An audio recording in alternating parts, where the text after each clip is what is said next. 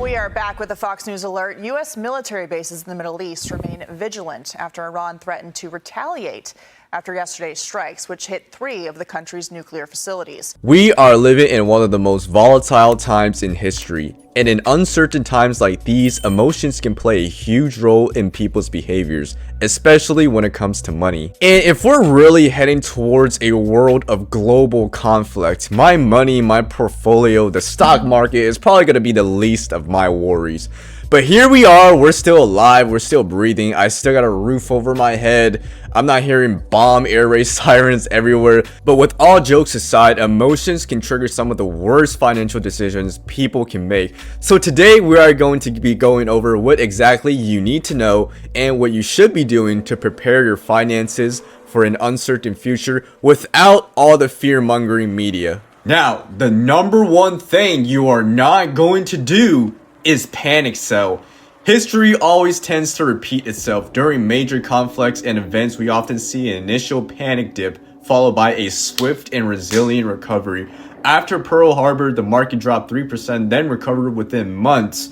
During World War II, the US stock market more than doubled due to increased production. And even after 9/11, which is the worst day in the market history, the S&P 500 rebounded within 1 year. In volatile times like these, emotions like fear can play a huge role in the market. So that's why the number one thing you are not gonna do is panic sell. Defense contractors and oil giants like Lockheed Martin, Northrop Grumman, Exxon will see a short-term price surge. And most importantly, make sure you allocate savings towards an emergency fund just in case shit hits the fan and you need to buy supplies and escape to your secret bunker. Now, there's always going to be some people saying, oh, this time is different. It's never different. It's always recover.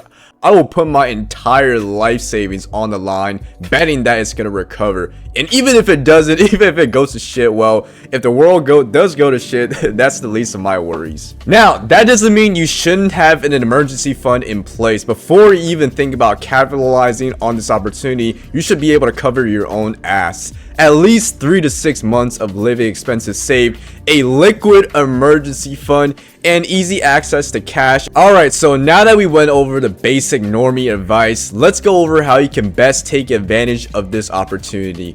Just like in the real world, there's going to be some people and corporations taking advantage of other people's suffering.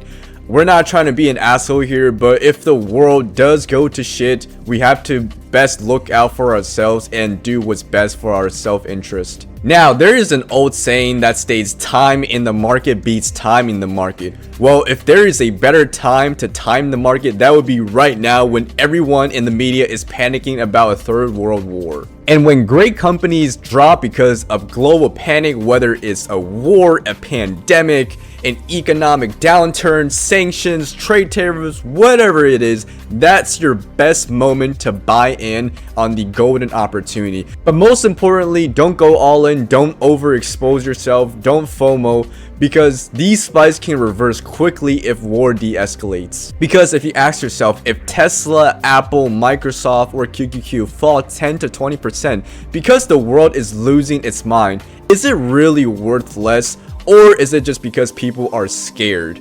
The market isn't always rational short term, but in the long term, it is always based on logic and technical reasoning. And that, ladies and gentlemen, is exactly how millionaires are made. In the fear and the panic, not when everything is prosperous and everything is going as well. Because if everyone is mining for gold, then there's not going to be enough gold for everyone. It absolutely blows my mind how some people would go as far as camping outside a store overnight just to save 50% on a pair of sneakers. Nothing against sneakerheads, I used to be a huge sneakerhead myself. Or rush into a grocery store just because there is a sale on toilet paper. But when the stock market goes on a massive sale, people run the completely opposite direction. When prices drop in retail, it is a deal. But when prices drop in the market, it is a crisis.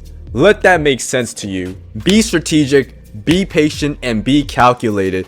And most importantly, Don't make short-term irrational decisions that will ruin your financial future. Alright fellas, so that's all I have to say for today. Now I know this is a very short YouTube video. I'm not gonna sit here and bullshit with you guys for 10 minutes about the history of the market like these other YouTubers, because you already know how that goes. Just buy the dip, don't panic with the fear of the media, and most importantly, find a nuclear bunker near you just in case everything goes to shit. And this is Zekenomics. Stay safe out there.